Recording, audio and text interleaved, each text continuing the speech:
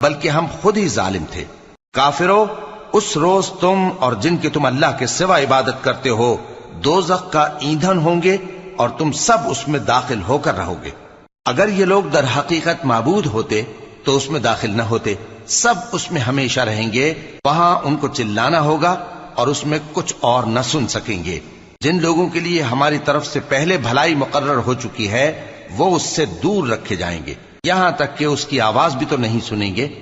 اور جو کچھ ان کا جی چاہے گا اس میں یعنی ہر طرح کے عیش اور مزے میں ہمیشہ رہیں گے۔